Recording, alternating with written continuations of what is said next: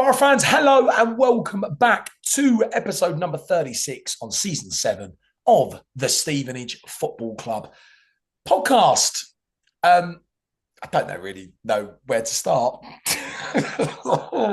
And help me. I don't know how to intro this pod, mate. You're asking the wrong man because essentially that was dreadful. Can I just say one thing before we get really into the If crux? you sing "We Are Eighth Place," We are eighth yeah, place. there We it are is. eighth place. Naturally, Eighth place. We are eighth place. Are we all no one sings overreacting? that. Are we overreacting? Win Tuesday, sixth place, 3 wins off the top two. Um, I don't think overreacting is the right word. Because essentially we've been, and this is me just being honest. And if people don't like it, then fair enough. But essentially, for the last however long, we've been awful. I think we, bar the 60 minutes we had at Luton, we've been awful. We've not been anywhere near the standards. Our standards have slipped. So I think people have got a right to be frustrated, to be annoyed, to react in the way they have, because we've seen the same formation, the same style of play, and the same outcomes. And I don't know. The thing for me, right, is like me and you, we're not nowhere near football coaching. We haven't got any badges. We just love the game. We've played the game, right, to a certain level. As fans, and we can, and this goes for everyone who can see that it's not working, and we go, we need to change it. Why is a manager who's got his coaching badges and all the rest of it still persisting with the same methods? You're gonna love me tonight. Shall I tell you why?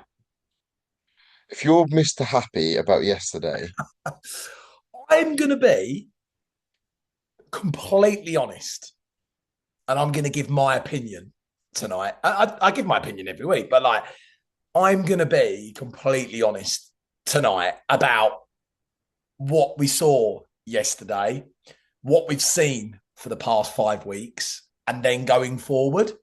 Um, I'm going to be completely honest about it because there are some things to me that I say concerned, but it's more frustration, I think, for me, because like we know how great this squad is. You know, we know how great this squad is when you look at the levels of the players that we put together for being a top half League One team. So we know our level, and it's frustration. And I'm going to talk about it later, but I'm going to be completely honest now. It will be similar to the Farley reaction video on Twitter, by the way, which took place walking back to the stadium. From the stadium, walking in a bit of a huff. Yeah, wasn't a good 20 minutes. That was. Um, got a good bit of traction though online, which was good to see. I Yeah, look, got a few nibbles, didn't it? Well, it wasn't a nibbling video. It was just me being honest. But yeah, that Exeter guy this afternoon or whatever saying about what about them being the lowest scorers. I'm just stating a fact, by the way. Like they are one of the lowest. What was he on about? He was like, no, we're not. I was like, yeah, I know, not the. You're one of the lowest. Like, no, we're not. I was like, you had 23 goals. We'd scored more. Like you before we played you, one of the lowest. You still are. You know what Can I I mean? also just make a point here in this moment in time? I'm pretty sure I called last week that given the fact that they lost 10-1 to City in the FA Cup, we'll go there and we'll lose 3 or 4-0 after they have to lick their wounds. Lick their wounds. Well, that they did. Bloody hell, we got blew out of the water yesterday. It could have been 5 or 6 if it wasn't Well, if it wasn't for Tay Ashby Hammond and the trailing leg that he stuck out when Jada Ware went through. Goodness sake. well, Uh, we need the same response that Exeter gave to us on Tuesday. tell you what we need, a change in system, ad. That's what we need. Dear No, Lord. I think the 4-2-3-1 is going to be there for the foreseeable, Oh, unfortunately. don't. Just don't. I'll end the pod right now. Thank you, Barra fans, for tuning in. Hope you enjoyed that 10-minute pod or however blooming long it's been. Uh, Um, do you know what I reckon? mm. Gary Rowett in. Do you know, Banfield is the assistant. someone said that. Who said that yesterday as a joke when we were out in Exeter? Get routed or something like that. We were like, yeah, Banfield to the end of the season. yeah, but hang on. I am wearing the Alex Ravel merch in support. I love my gaffer. I'm backing him, but I do disagree with him at the minute. All right, I love him. I love Rebs. He's my gaffer, but I do disagree with him at the minute. Do you know what? You're going to like my honesty tonight, and I think all the listeners will as well. You're gonna look at me in more respect. I think after this episode. Is it? Am I gonna? Is it gonna be a refreshed outlook on life? Yeah, you might go, Jesus Lord, this is a different Farley. This is a different sort of vibe. I think to the pod. I think you Come might. the end of the pod, we'll revisit it, and I'll tell you what. Oh my god, yeah, literally. And before we get into all of that nonsense yesterday, and that just wow, and we'll get onto it. How was your weekend, mate? Yeah, it's been good, thank you. Did a bit of coaching Saturday morning for some friends' children for a couple of hours. That was good, and then just went to Hampton v Dorking Wanderers, which was Cracking result. A good weekend of winning football for everyone. admittedly, I wasn't really supporting either team. I was just there as a neutral, really. I don't really care enough about Hampton to support them No doubt fully. no doubt your eyes were glued to your phone, checking Yeah, or get elsewhere. getting in at half time, 0-0. I thought, yeah, that's good. Can I ask you a And then question? I When you go were at on. the Dorking game and you saw it was 3-0, what did you think? I thought, fuck me, I'm glad I didn't go. Oh yeah, I bet you did. I bet you did. Jeez. No, I just looked at it and went, that was always going to happen. Oh, you did call it. Um, quite Dorking. glad I didn't go. And then, yeah, I mean, just came home, watched the Arsenal game, and had a quiet night in, really. That was about all I did. Caught up with the traitors, and I was Ooh, happy days. absolutely brilliant. Well, I'm feeling a bit tired at the minute, mate. We had the Stevenage football team at League One weekend, the first one of 2026 in Exeter. What a night! What a night this was. We missed you, Ad. Actually, you came up in conversation many times. Actually, Did I? you did. Yeah, you did. In what regard? Because this You will be actually, ultimately be good. you actually come up quite a few times. I mean, we obviously the Imperial. It was great to see the Imperial again and be consumed by the Imperial. Nothing's changed. Um, yeah, no, it was good, mate. We drove down early Saturday morning, left the club at 7 a.m. and got to Exeter about 10:30. And then yeah, went to the Imperial, watched that dross. Then I walked back, chilled, went to the Imperial, and then we went out. A few bars, cocktail bar, Fever, went out clubbing, left at 2:30, grabbed the pizza, and went home and come home this morning after getting some breakfast at the Imperial. It was good. It was great. Um, Still not discussed how I was brought up in conversation. it Dare was I? just Is it safe wow. for? Is it safe for the podcast listeners to listen Yeah, to no, it this? is. I just mentioned about and and would have been active and he'd have been on it tonight. And then I tell you what did happen actually. So I got like a call from an unknown number or something. I was like, and I couldn't answer it. Wasn't connecting. So then we were in Revolutions, oddly, getting a drink. And Oh yeah. Reese Donnelly went to the toilet. And I was like, let me try and call this number back. Called it FaceTime because they called me on FaceTime. So I called this number back on FaceTime. Bang. Nappers and Jake Togg appear on the screen. I was like, oh, hello, boys. I couldn't really hear them, to be fair, but had a quick chat with them. And then the stats were brought up again. Brilliant. Yeah, where's And? Where's And? And's not here this weekend.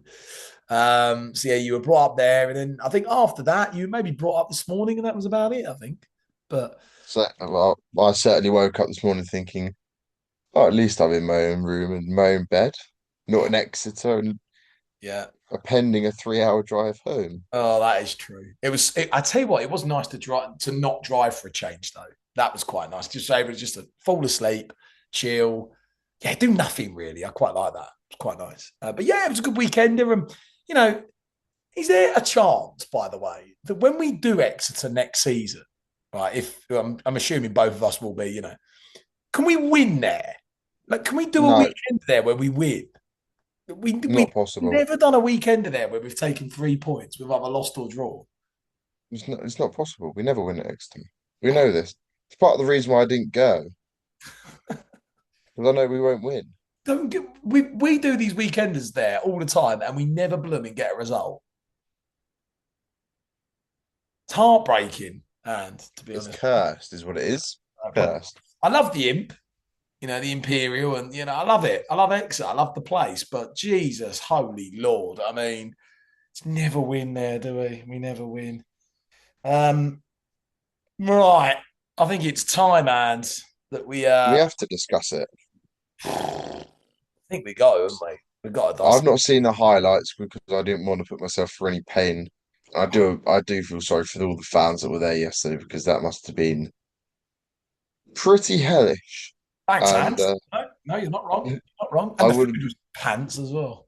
I'd probably wanted to gouge my eyes out halfway through that game. Well, it was. If I had to put a positive on it, the kits look good. That means nothing. That has no end result to the game, no end outcome. It did look good. The blue striped jolet did look very. It's the same one from the start of the season. It's not changed, has it? I know it's my favourite kit. It did look fantastic, by the way. Just shame that we performed like that in it, really. But all right, coming in for the listeners. And actually, I'm actually quite excited to talk about this because I've got a lot to say about this. Exeter City was the team that we played yesterday. It was our 24th League One match of the 2025/2026 season. And I think something that a lot of people have forgotten about. It was the start of the second half of the most important season.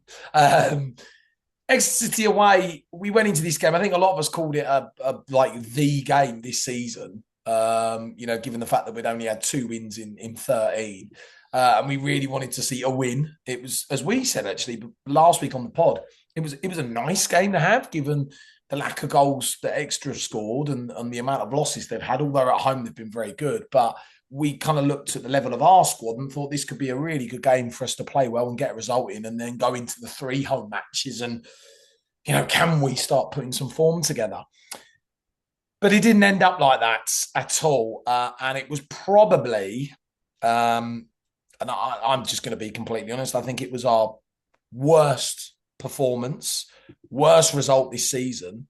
And I'd actually go further than that. I'd actually say our worst performance and result for quite a long time, I think. A 3-0 defeat at Exeter. Goals from Jaden Wareham, Brealey, and Tutirov. I think I've got that right. Sealing the game. It was awful. And we're going to speak about it in a bit. Now, the lineup that we went with that inevitable 4-2-3-1, which obviously you guys can see in the thumbnail and the title of this pod. We've called it 4-2-3-1. We went with that inevitable formation again. And there were a couple of changes in it. It was announced that Philip Marshall had failed a late fitness test, which meant that Tashby Hammond went back into the starting 11, his first league start this season. The back 4 in front was Luther Wilding, Charlie Good, Cole Piergiani, and Lewis Freestone, who had recently signed a contract extension. The 2 in the middle was Jordan Houghton and Dan Phillips, with the 3 in front, Jordan Roberts, Dan Kemp, and Phoenix Patterson, and leading the line as ever was big goal Jamie Reid. On the bench, Chem Campbell, new loan signing, Harry Cornick, who was announced on the day. And I don't know if you saw some of those pictures. They were absolutely amazing. I know Anne did, sitting on the stairs, playing the piano. Ultimate pub side. Oh, yeah, not wrong with that. Some posing outside the hotel. It was fabulous to see the images of Harry and his promotion of signing on loan. We will speak about Harry a little bit later. The Bears, Jasper Patterson, Louis Thompson, Harvey White, and Max Woodford were on the bench. The match statistics for the 3-0 defeat. Both teams had 50% possession. In the game, we had 7 shots overall and we had 3 on target. Exeter had 14 with 5 on target. We had 14 touches in the opposition box. Ashby Hamid made one save in the game. We had 12 aerial duels won, 10 fouls committed, and we had 4 corners in the match. Some distribution statistics. We made 339 passes. We had a 66% pass accuracy. We made 39 backward passes, 153 forward passes, 79 long balls, 84 successful final third passes, and a total of 19 crosses in the match. Wow. I mean, I'm going to be completely honest, right? And I think I said there, I think this was the worst performance of the season, worst result. And I would actually say the poorest performance I've seen in a long time. And it really stems, doesn't it, down to one thing for me. And I said this on my reaction video was the system and this 4-2-3-1 that keeps getting deployed in our games. And we've said all season, we've created this unbelievable team, this top half League One team. We've played that 4-2-3-1. And it was great for the first 3 months of the season. But as the season goes on, you have to evolve, you have to adapt, you have to change, you have to have different systems of playing to consistently pick up points and play well in games and kind of, keep teams guessing about how you're going to set up. It's really important to do that. And we did it a little bit in November. And away from home, we went to 3-5-2 and it got us winning games, playing well, picking up points, being competitive. And then after Stockport, it's almost like we've gone back to the 4-2-3-1 for every single game. And that performance yesterday was awful. The ball retention, I mean, it was just non-existent in the game. I couldn't believe what I was watching.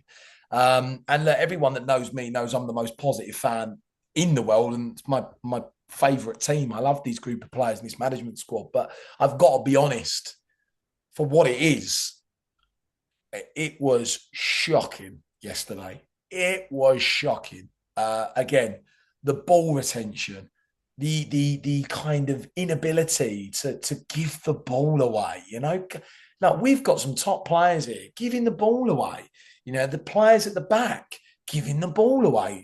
Kicking the ball into areas where it was no patterns of play. Midfield non-existent in the middle. I mean, how many times did Exeter go through the middle, especially in the second half? It was appalling. And I think the one thing that happened yesterday that I think is a final straw of this 4-2-3-1 formation was not only was it another match that we didn't win in with this setup over the last 14 games, it started to affect some of the big players' performances. Pidge, love Pidge. I think that was his poorest game since joining the club. I can't think of a Pidge performance where I've seen him lose his jewels with the striker. And I felt for Pidge. Pidge really tried, but it wasn't a good game. Jordan Houghton, I just thought he was woeful in there. Give the ball away. Houghton is such a top player. Watching him yesterday, you wouldn't even thought he was a League One player. Lewis Freestone, who's been wonderful this season, just looked like a completely different player yesterday. It was unbelievable what I was watching. And I mean, Hans, it was unbelievable, mate. I've got to be honest, it was unbelievable. What was your take on it? Um, Honestly, I've not said it, but I felt this coming.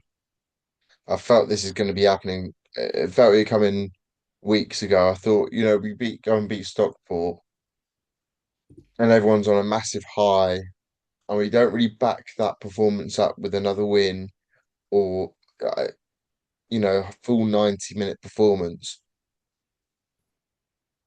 And it was just verging on this. For me, it was how long can we get away with this until we end up getting a beating and our pants pulled down, you know? And that's what's happened.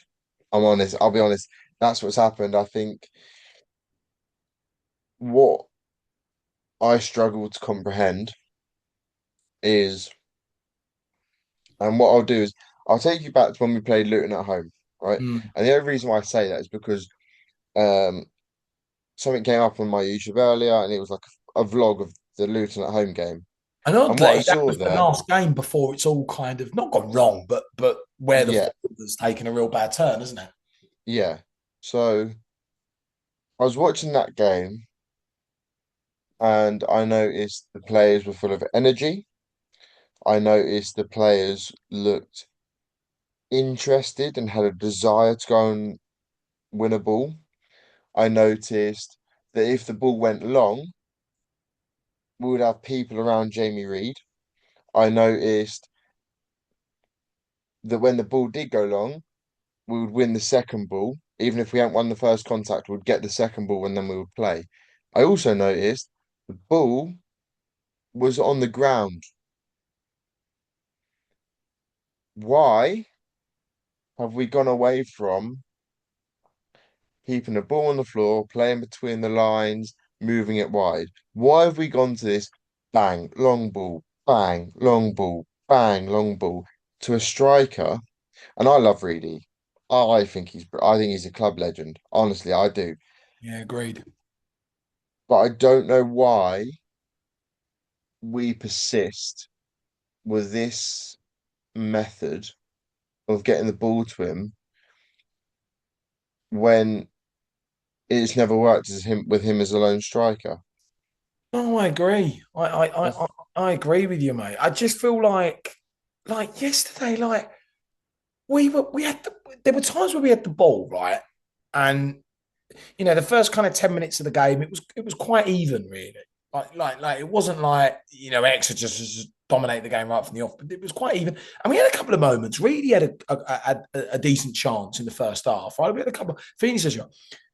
But the lack of quality, getting the ball and kicking it into a big old space, no runner, giving the ball back. Just the lack of ball retention and ability to keep the ball. And you looked at a team like Exeter, who, look, I don't want to sound, nasty to Exeter. Exeter are a good side. They're not a fantastic team, and their ball retention yesterday was fantastic. They played through us, they played around us, they kept the ball, they won it back. It was, I could not believe what I was watching. It was just awful, awful. And more to the point, Ands, and we talk about the 4-2-3-1. It's the incompetence for me, mate. It's the naivety. I love Revs. I am his biggest fan, Revs. I love the bloke. I think he's done an unbelievable job this season in what he's created to become a top half League One team, and do that next season and seasons after that. And I think Revs going to be fine. But it's the incompetence to just think, I'll tell you what, we're just going to play this system every week, and it will turn around because that's the way that we play. You have to have this ability of changing and deploying different systems to make us hard to play against. Um, you know, for, There, for example, sorry, Louis Thompson on the bench. What is Louis Thompson doing on the bench? What's Jem Campbell doing on the bench? But what are we doing? dare I say it, it's what you get with a relatively inexperienced manager. And what I mean by that is if we had someone like, and look, we never win at Exeter, right? So I'm not saying this because I want Revs to go, because I don't. I'm saying this because if we had someone like a Gary Rowett, for example, in charge, do you think he goes there and goes, well, in fact, the last 5 weeks, right? Do you think he goes there or in the last 5 weeks, knowing that we've not really played well in the 4-2-3-1, and he persists with it? No, he'll change the system, and he'll change it to have a game plan so that we can go 70 minutes and then try and nick it, Hmm. right? And that's what I think that's where I think Revs is just lacking. I think he lacks that ability to go, right, okay, this hasn't worked. Let's switch to this. We'll keep ourselves in the game for 70, 80 minutes. and then last 10 minutes we'll go chuck on Shem, chuck on the Bears, chuck on Harry Cornick, chuck on all these attacking options that we've got and goal scoring options that we've got, and try and nick the game or nick a point or whatever the game situation is.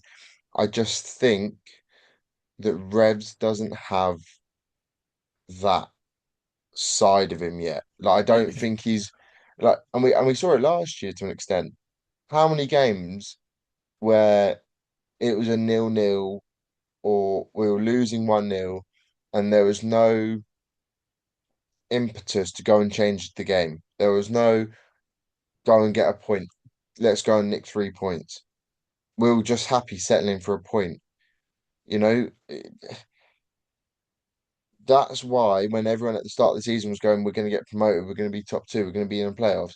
I was sitting there going, just hold on, because ultimately this patch that we're in now was always going to happen.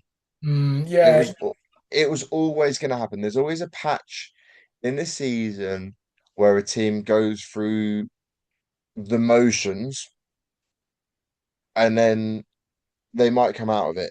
Some teams struggle.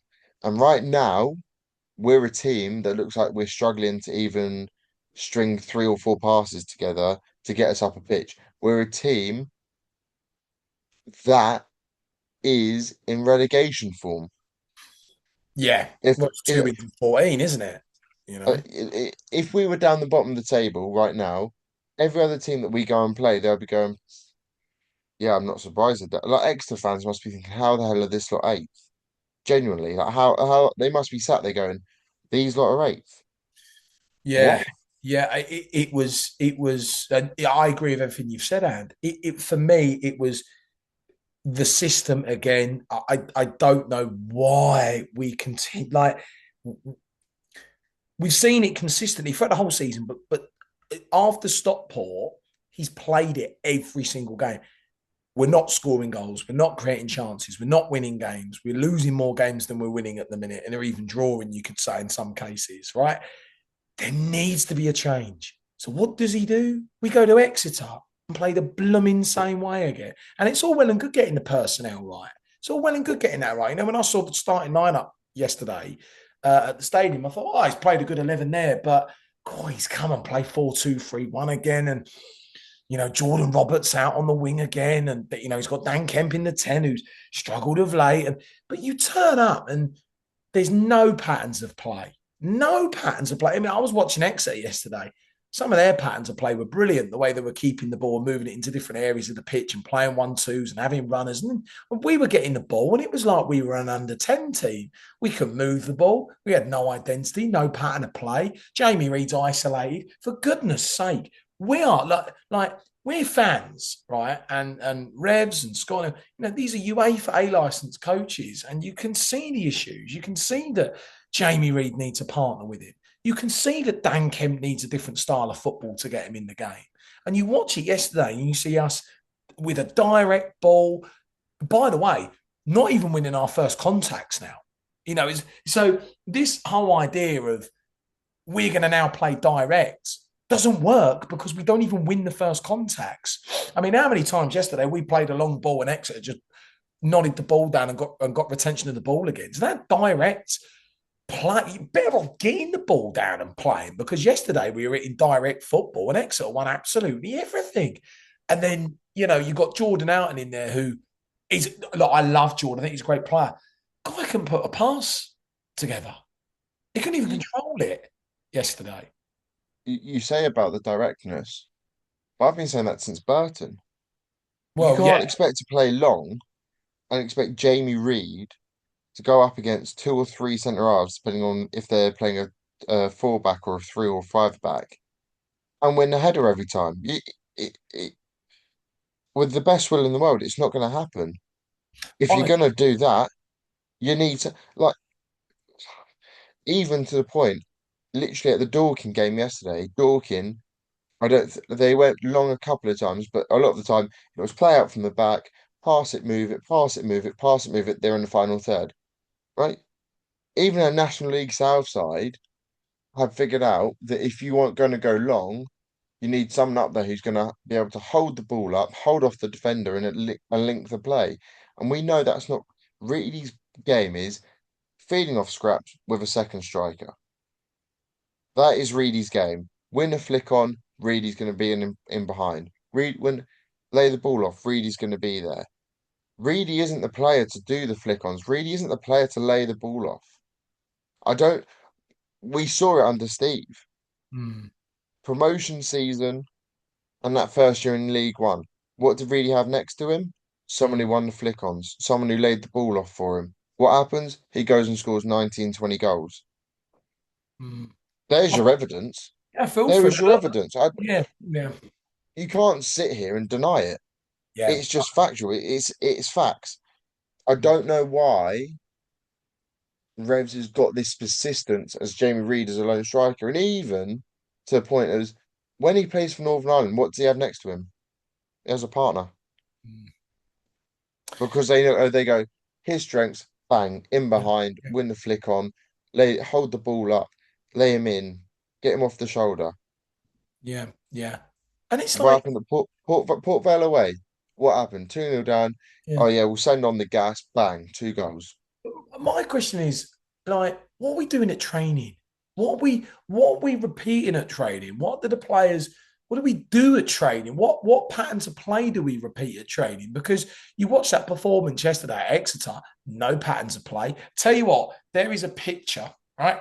Could not believe it. And well, no, to be fair, I couldn't believe it. I believed it because the performance was so bad yesterday. There's a picture from Neil Metcalf, right? And he took a picture and it was for him like saying about an article that he's going to draw up for tomorrow on the reaction, right? And then going into free games.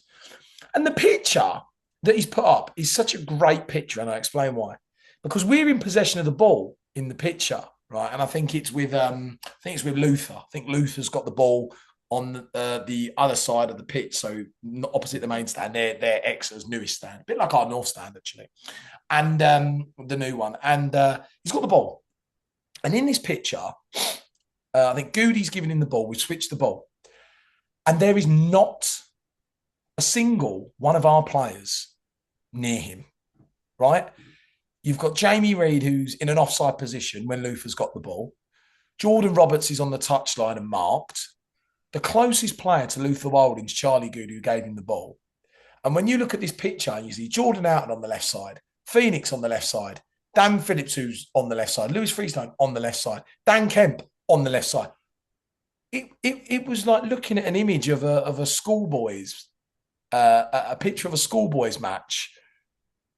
Honestly, the lack of patterns, the lack of identity. I think that's the word I'm looking. Identity yesterday, and Exeter had a goal kick, right? Joe Whitworth, the old Palace youngster, right?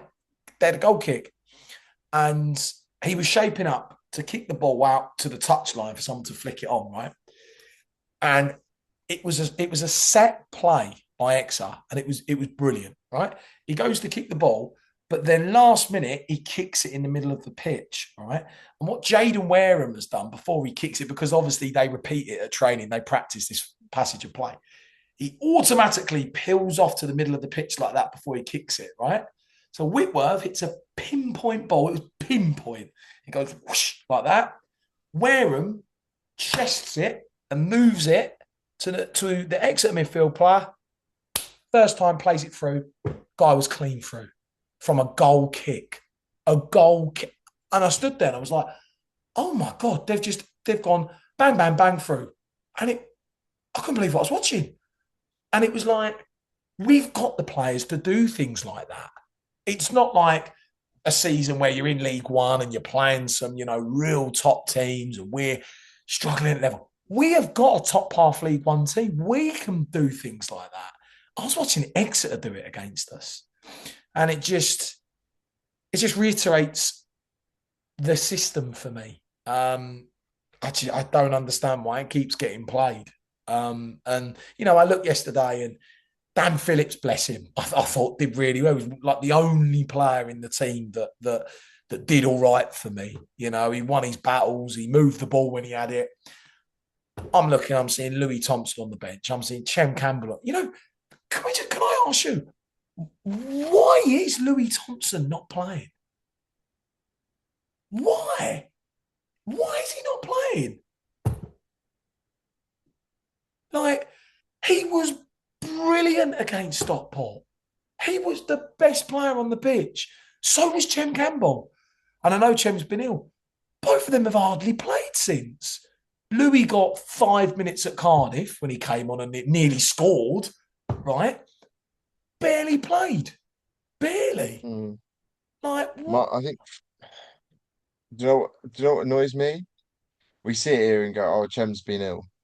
You can't be that ill to be sat Well, on the no, he's been bench. back. He's been back for 3 weeks now, isn't he? He's been back. He's just sitting on the bench every week. And with the best will in the world, Jordan Roberts is not a right midfielder or a right winger, No, whatever he's you want to not. call it. He He's is not. not.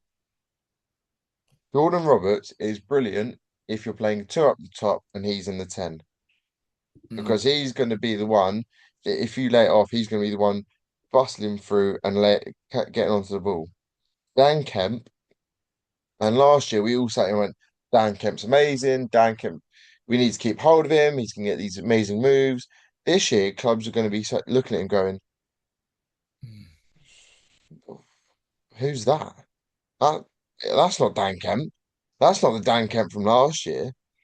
And No, the reason why it's not the Dan Kemp is because we're going bang over his head, and he goes, "Oh, better get back and fit in." yeah. I just on. Kempe, Yeah, start the season. What do we do? Bang, ball to Kempe's feet in a pocket of space. He was moving around. He's finding little pockets in between the defense, in between midfielders, and it was impossible to mark. Now it's like, yeah, we're marking Kempe out of the game. Jordan Roberts doesn't. Jordan Roberts, I think for me, is so much more effective off the bench when you but have Chen in from the start. this is my point of why it is so frustrating because we can see that as people that aren't professionally qualified within this sport to see the issues. And it's like, I was reading Twitter after the defeat last night or the defeat yesterday, and I saw Dean Thompson put out a post, and it was unacceptable from start to finish. And I think we retweeted it. Well, it's unacceptable to play the system, continuously when it doesn't work anymore because your team, we've been playing it the whole season. Teams know about, and the response was, "Oh yeah, no, it was almost like I think Dean was potentially phrasing what Rev said of, oh yeah, no, it's clear now it doesn't work. What do you mean it's clear now? So it's Mm, now, like it's taken all of that time for us to get dicked 3-0 in a game, for us to go, now it's clear we can't play it. It was effing clear at Reading in November. And we've continued to pretty much play it consistently since mm, then. Other than I know that we made changes, and that's what I mean. It's just frustrating. It's so frustrating when you turn up and you think, oh no, we're playing it again when it hasn't worked. It didn't work at Wimbledon, didn't work against Plymouth, didn't work against Burton. It hasn't worked in a lot of these games. It's just so mm, infuriating. And look, let's be honest, this team should never lose 3-0 to Exeter. Never lose 3-0 to some of the levels of players we've got. To lose 3-0 is, and let's be honest, and it should have been 5 or 6. I mean, Tay Ashby Hammond pulled off a 1v1, right? Second half, there was two scenarios where they went round Tay, had the open goal and messed it up. Lewis Freestone cleared it off the line. And then they had another one where went round Tay again, open goal, squares it, guy messed it. I mean, honestly, on another day, that could have ended up 6-0. I'm not even kidding. It could have ended up 6-0. It could have yesterday. If Exeter had better players in front of goal, if we were playing, you're going to hate me for saying this. If we were playing Lincoln City, we would have lost that 7-0 yesterday. I'm not even kidding you. It would have been 7. It would have been 6 or 7. Seriously, it was I poor. I also think for as much as Revs needs to have the criticism on him for playing the system, players should be taking accountability. I do agree with that. Now that I The, do agree with. we can sit here and go, "Oh, why has Revs played the 4-2-3-1? Why has he done this? Why has he done that? Why has he made these subs?" But also, it's down to the players on the pitch. You know, at the moment, and I could be wrong. At the moment, it just feels like they're not playing for him, and they're like, j- uh, uh, it doesn't look like they believe in the project and the system and the vision that he has. And what because you don't go Luton. I think let's take Luton out of the equation because that was a game where we were fantastic for an hour, and then I think um the goal took it out of us, and we didn't react to us scoring, and we didn't get through the next 5-10 minutes. Let's look at yesterday. Now, as a professional footballer, you should be able to get yourself going and wanting to win every single game you go and play in. If you can't get yourself going for a game of football, then there's something within you that's not quite right. Because me and you had the opportunity to put on the Stevenage shirt yesterday or any other game, we would be going, Jesus Christ, what an opportunity. I've got to go out there, make a mark. I've got to go and show them what I'm about. I've got to go and show these people that are fans and show the Exeter fans how good we are and how good I am at football and show them that we should be where we are. If you can't do that as a player and you rely on external circumstances, for example, let's say Luton the other week, right, where we were away and you're getting yourself going because it's a bit of a derby and we're up for it. But you can't get yourself going for Exeter the following week and make up and go and and get yourself back on the train and back on the 3 points and back going forward, then there's something wrong with your mentality. Because if I was on that pitch, right, and we're losing, the next it's the Roy Keane thing. As soon as I know that I'm not quite at it, I'm gonna go and make a massive tackle and go, fucking come on, sort yourself out, get yourself back into this game and work for it and want it and fight for it. But if you're not going to do that and you're just going to go through the motions, go, oh yeah, okay, we'll accept the defeat. That's not good enough. That is not good enough, and that's where I also think that our standards now have gone from being so high that they're here. They're almost on the floor because Do you know the thing? Yeah. we've been brilliant, and now we're going. We'll go through the motions. We had a good start. We'll get to the 50 points. It's fine. Yeah, yeah, Now yeah. I'm going, are we? And do you know the thing as well, and as well, it's having that proactiveness, right? Like take the game for example yesterday, right? First half, it was dreadful, right? No ball retention, giving the ball away, just sheepishly. Um, the back line was overrun. I mean, when do you ever see this back line get massively overrun? I know actually we got more overrun than we did in the second half, but overrun, midfield, giving the ball away, losing their jewels, not protecting the back four at all, right? You get to half time, if you're the manager, you're thinking, oh, yeah, I need to change this. We need to change the system, or I need to make some personnel swaps here. I need to maybe bring Harvey White on straight right from half time and change the game. And maybe Louis Thompson needs to go on to help us get the ball back. Maybe Chem needs to go on because Jordan Roberts evidently isn't the right winger. But no changes. Come out exact. And I was just a bit like, so hang on, we've looked at that and we go, no, we are gonna continue to play like that in the second. Honestly, I couldn't believe what I was watching. I was thinking, mate, honestly, I thought he was going to change it 30 minutes in. I thought it was going to be, this is not working. This needs to change. Now we're going to end up losing the game. No proactiveness or to change the game and try and change the outcome of the game, because let's not talk rubbish. It was 0-0, right? At half time, you could clearly see playing that we were going to lose the game. Like even me being Mr. Positive, right? I was even saying to the chaps at half time, if he doesn't change it, we're going to end up losing the game 2-0, 2-3-0, 4-0, 5-0 because it we're playing so poorly. And Mm. I remember walking round into the away end at half time and the players were coming out looking for right who's coming on. You know, Louis Thompson, he'll be on. Chem Campbell, he'll be on. Harvey White, he'll be on. There'll be a bucket load of. I mean, solid. The Bez might even be on. There'll be a bucket load of changes here. Nothing. And I was just a bit like, what is going on? Like, what is being seen that we're not seeing? Because I didn't understand the kind of say lack of urgency, but almost the confidence that we were going that outcome was going to be different to what it was at half time.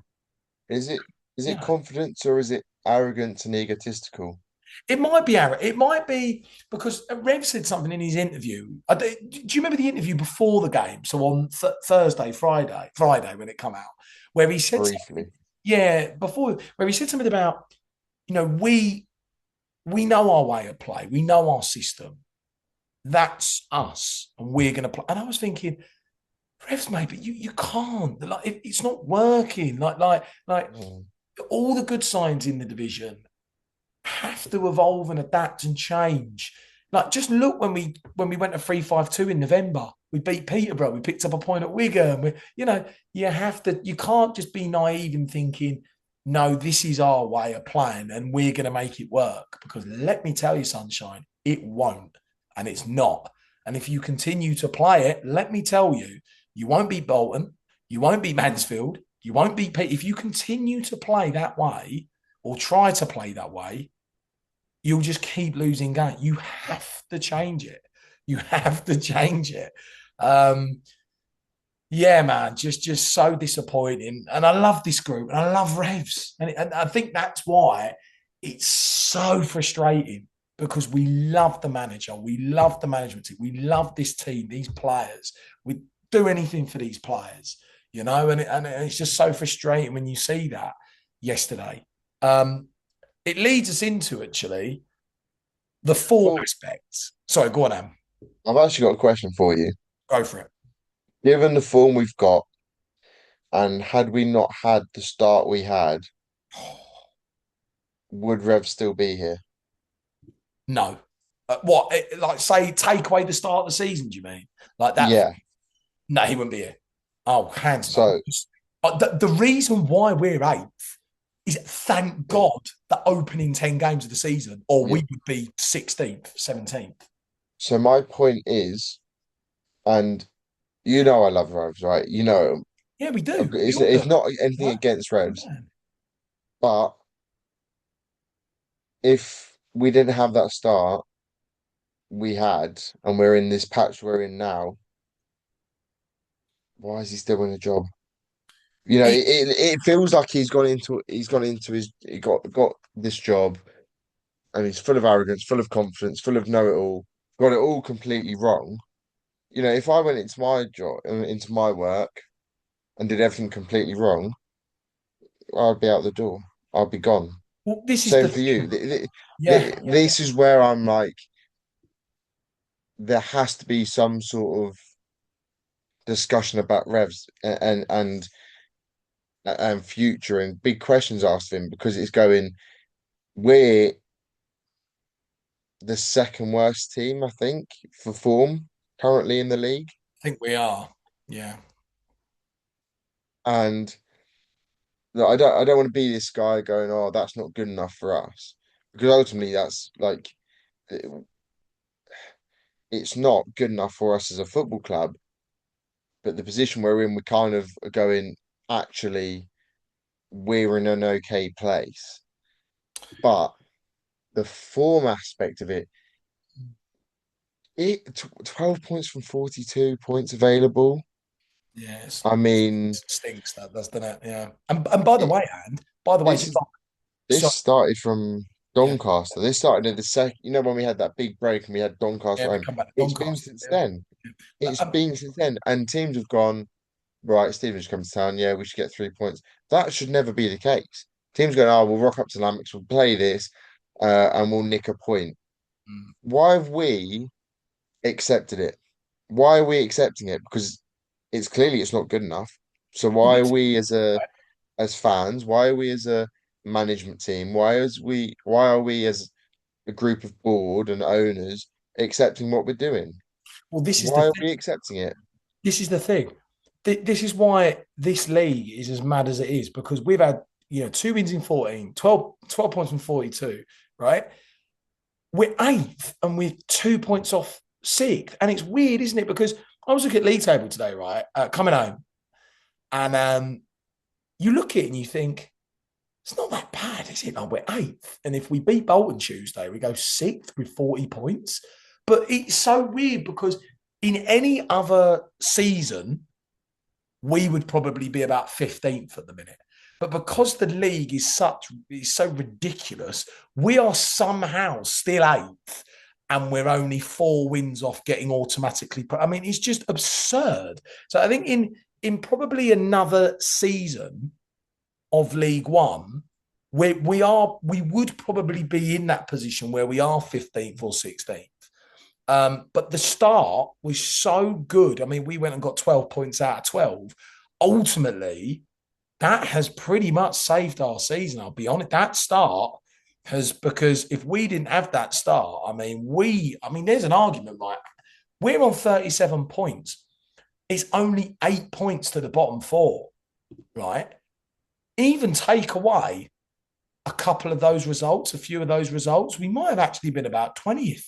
But thank God we picked up the 4 wins out of 4 at the start of the season, had all that unbelievable form at the start of the season, because if we didn't have it, oh my goodness, we'd be in trouble. So that's what I find mad. But you are right. I think there needs to be that sense of urgency. I think because we've been in the top six the whole season, now that we've had this run of bad form, there needs to be that sense of urgency now, because we can't keep losing games and playing the way that we did yesterday. And this is why I It think can. it can. It can. There's something I want to read out, and you've read this already from me today.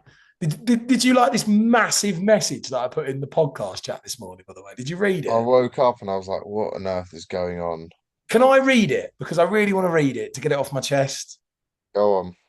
So for the listeners, I sent the guys a massive message on my opinion of the whole season. I'd love to read it now because it covers some of the topics. And then, Anne, I'm going to ask for your opinion on it after.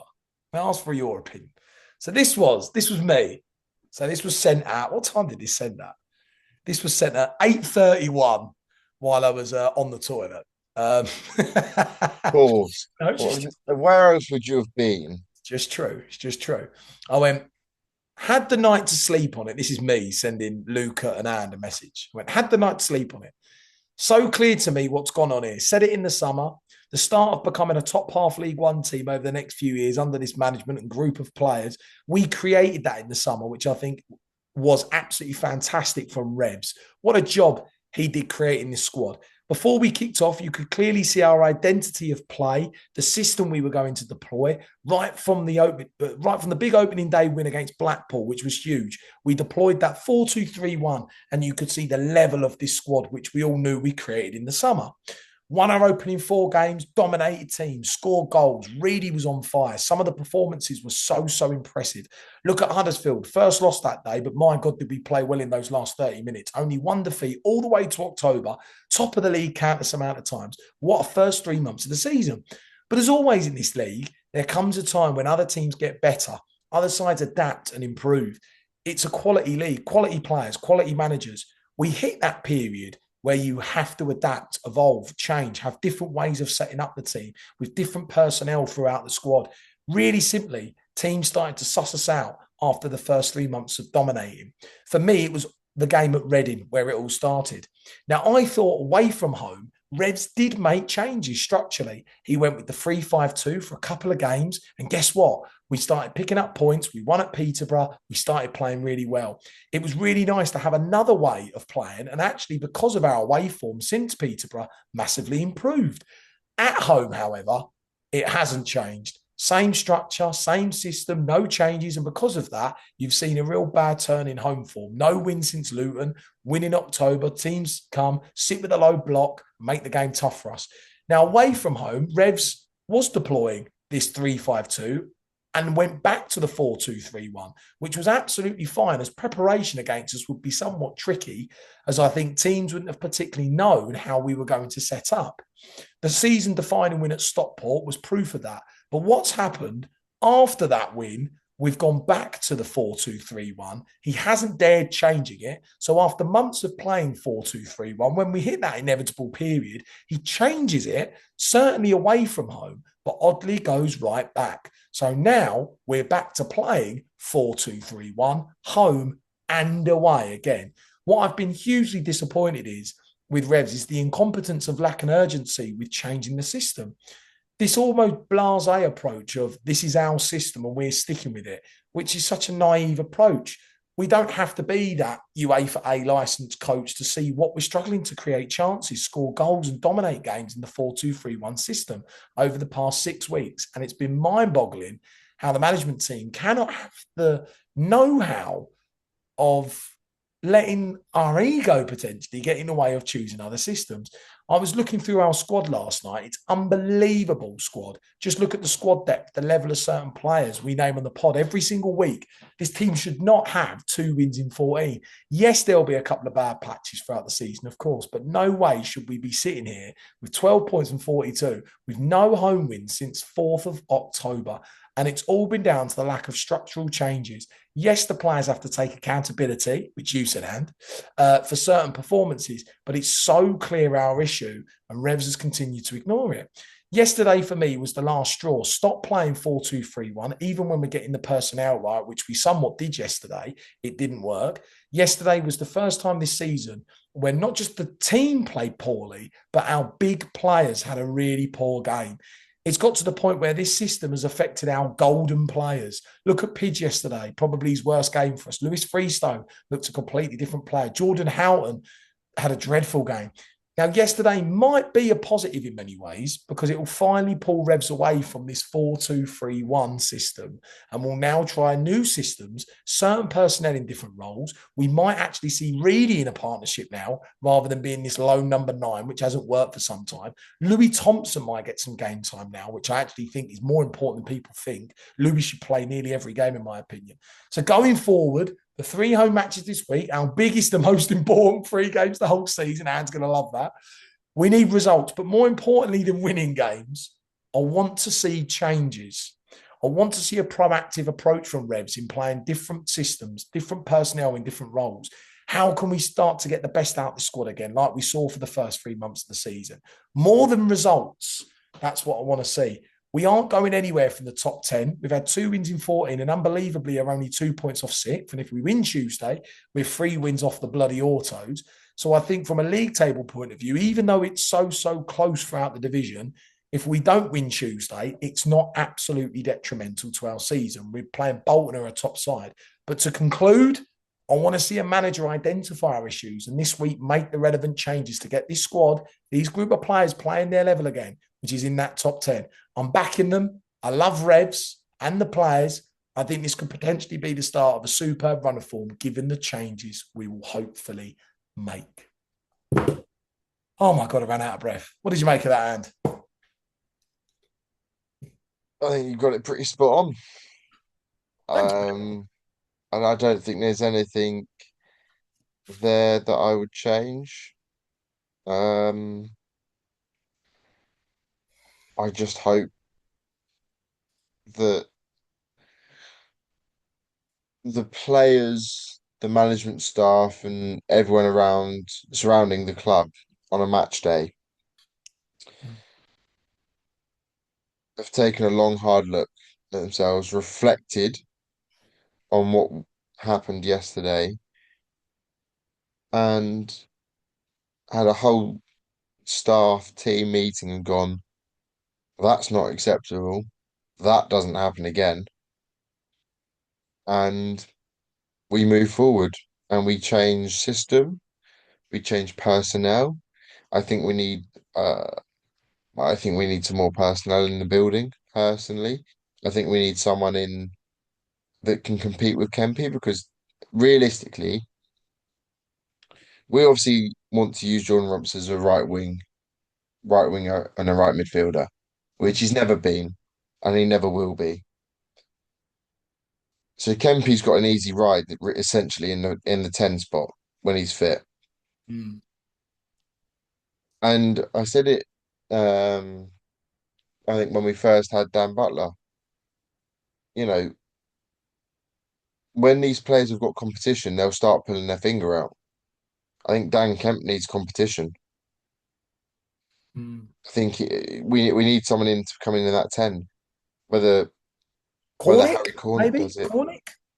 Yeah, He looked good when he came on. and He looked quite good. I thought he come on and had a couple of good passages of play. I thought we read, yeah.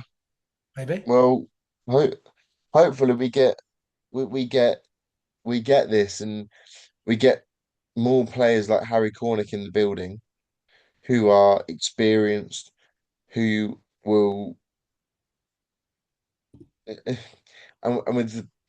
I mean this in the nicest way possible, drag people up, because I think we've got to such a point now where we're going, yeah, we can just go and put 5 to 7 out of 10 performances in, and we'll be able to get away with it, and we'll be fine. You're not, because you'll get found out. We got found out yesterday. And I think that's where we need someone like a Harry Cornick who has come in to go, if you're serious about getting out of this league, lads, this is what you need to be doing week in, week out, game after game, regardless if you're tired, regardless if your muscles are sore, regardless of this, regardless. This is, if you want that, that's what you've got to be able to do. And Yeah, I think this is going to be a very telling month. I think we've got what, 13. got three home matches and then Barnsley away before Feb. Yes, and we've got what, 13 or so days left of the transfer window?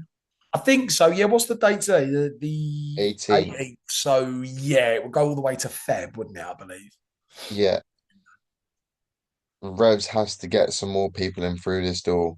I Yeah. think Harvey White and Jordan Houghton have had it too easy. I think Phillips has come in and done well. Louis Thompson probably deserves more of a game. Um, yeah, I think we've got some big changes to be made. I agree. Let's take a quick look at the league table. Um, Now, obviously, the game against Bolton, which I think a lot of us forget, is actually our game in hand. So that's an even bigger game than I think most people actually realise. League table, not many changes from the weekend's games. There were some big games that went on the weekend. Cardiff beating Bradford 1, Lincoln drew with Luton 2-2. Huddersfield lost to Burton. Bolton beat Wigan. Stockport beat Rotherham. I don't know if you saw the goal actually, Anne. Did you see the goal from Stockport? What? Yeah, That Hinchcliffe's a liability, isn't it? What is he doing, by the way? it's the sort of thing that I would do, or we would end up doing, isn't it? It's certainly one thing that you wouldn't see Philip Martial do. Let's put it like that. Put it like that. Something to say Ashby Hammond might do though. Yeah. But big guy for Phil. Hopefully he's back this week when we need him. But the league table will start from the bottom upwards. Bottom four, Port Vale, Rotherham, Doncaster, and now Northampton, who have slipped into the bottom four. From 20th to mid-table, Blackpool, Burton, Wigan, Wimbledon, Orient, Barnsley, Plymouth, Exeter, and Peterborough. From 11th to 7th, Reading, Mansfield, Wickham. Stevenage football team are nestled in there. 8th. Come on, I'm still positive, and I'm still positive. 8th place. 8th. Come on, Anne, 8th. That's what we do. 8th place, mate. Win Tuesday, back in the top 6. Bosh. Revol again, ole, ole. Seventh place, don't give it fun now. Seventh place is Luton Town, and the top 6 is Huddersfield, Bolton, Stockport, Bradford, Lincoln, and Cardiff are still currently top. I think they're going to run away with it at the minute with 55 points. I'm going to be honest with you, and I think these next 3 matches are the biggest 3 matches of the whole blooming season. And we call it the most important season because we're becoming a top half League One team. But I think it's everything. The players, the manager, the fans. I think it's everything. I think these 3 matches are so big to see improvements, to see changes, to see results, to see a win of football in there. Bolton Wanderers Tuesday. We will be doing the pod prior to Mansfield. This is a humongous game of football. I mean, the game in hand. We want a massive response. We want to see changes. We don't want to see the 4-2. If I swear to God, if we turn up and it's 4-2-3-1 again, oh my God, can we change it? Can we play a different system? Heck, and I would even play 3-5-2. I'd play 3-5-2. I'd play it at home. I'd change it. I'd get a result in this game. Massive game for us.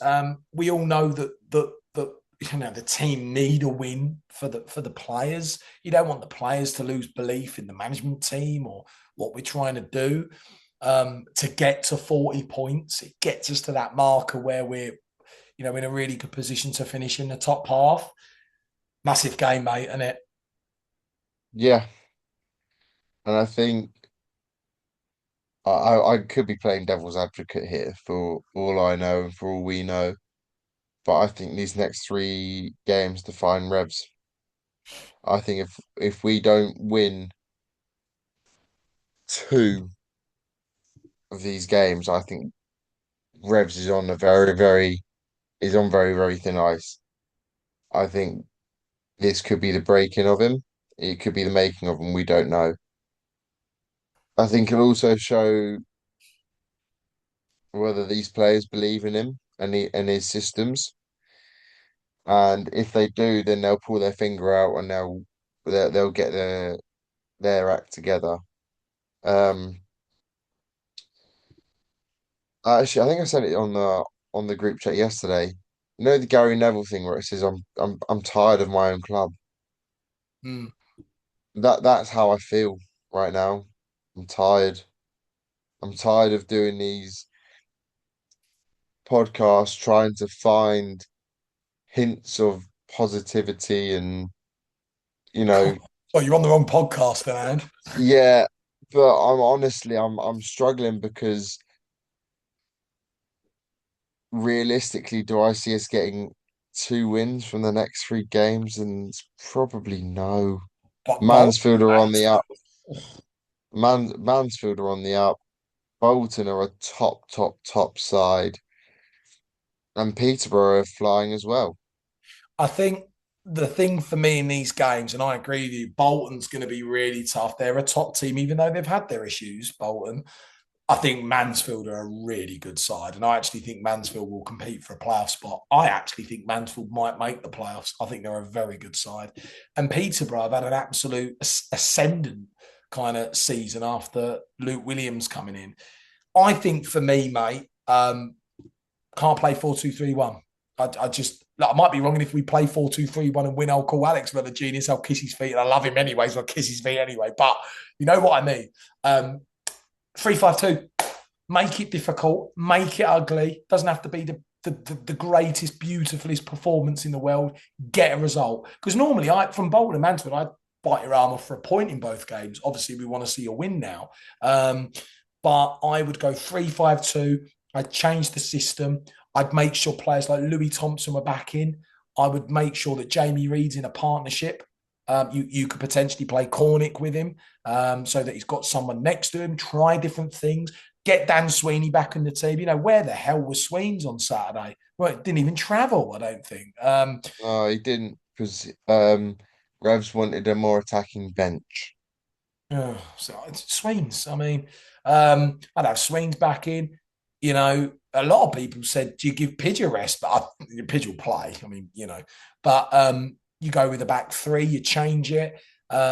Maybe you could, I don't know. I mean, I was going to say, I don't know what's going on with Saxon early at the minute. If he's available, maybe you could give Freestone a rest, maybe, and play Saxon for a game at left wing back. See if that works. I don't know, but I think there needs to be a change. And more than the result, I'm going to be honest with you. Bolton's a really tough game to win Tuesday.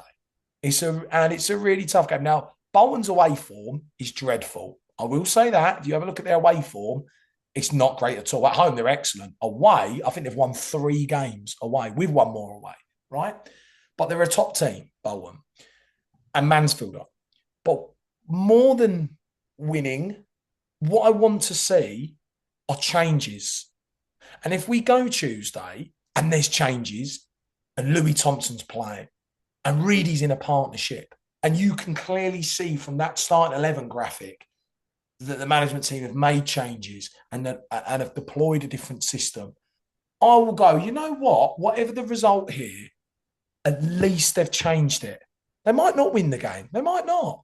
But at least they've had the proactiveness to go, we're going to change the system. And that's what I want to see. And you know what? If they change it and they don't win Tuesday, then fair enough. But at least they've had the proactive approach to change it. So that's what I want to see on Tuesday. More than obviously we want to win, obviously, but more than that, I want to see that. So yeah, like me personally, I'd go 3-5-2. I don't know if the management team will, but I think it's something different. It'd make us harder to play against, and it would allow certain players to perform better, like Jamie Reid, for example, who we really need to get in a partnership. It's going to be interesting, mate. The prediction competition, where is it?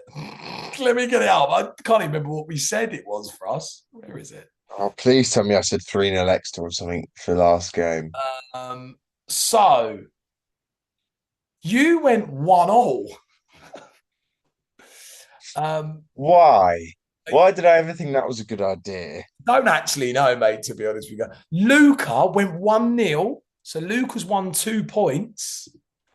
He went 1-0 Exeter. I went 1-0 us. So me and you got no points. So, and the score is 13 to me, 11 to you, and 10 to Luca now. Bolton, you have gone for a 1-0 Bolton win. Anne's gone the other way.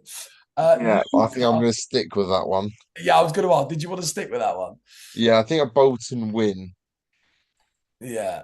Luca went a I don't know if Luca went a 2-0 Bolton win or a 2-0 us win. I have a feeling. No, I think Luca went 2-0 us. I've gone a 2-1 win us.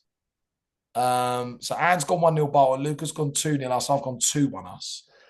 Those are the predictions for the competition for Bolton this week. And really quickly before we end, we will have the pod on after the match against Bolton. Really quick mention on a couple of things. Again, we've mentioned it. Harry Cornick. Do you know what I love about that? And again, I say it about Revs, man. This is why I think Revs has also done a brilliant job. The recruitment. Now, we talk about we need a certain level of League One personnel along with Jamie Reid. That's it. Harry Cornick is well, I mean, he's a championship player. He's had so many games in the championship. He is of that caliber of player that we need in this squad to kind of push us or I keep saying we're this close to having a top six side, but why we're short is because of that type of personnel in the final third. But Harry Cornick is that. Really good loan signing. Oh, well, no, I'd say a fantastic loan signing.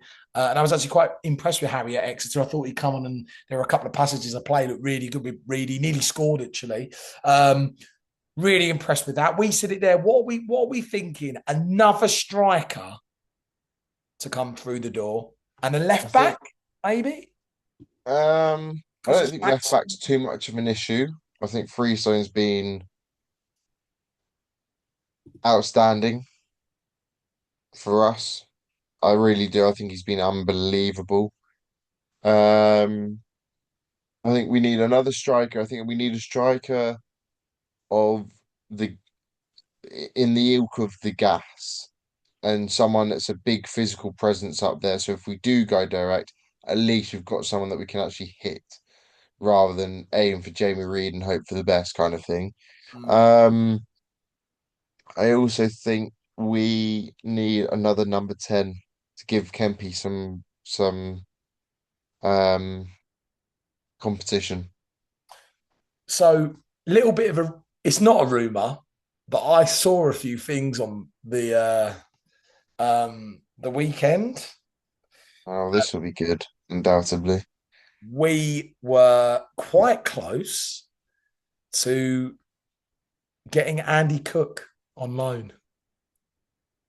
From Bradford. Yeah. Would he come from Bradford to us? So uh, his agent was speaking with Leon Hunter, and it was very concrete. and he ended up going to Grimsby in the end on loan. He would have been unreal as a He number. always bloody scores against us as well. That's the annoying By the way, thing. could you have imagine Andy Cook and Jamie Reid? Wow, we'd win the league.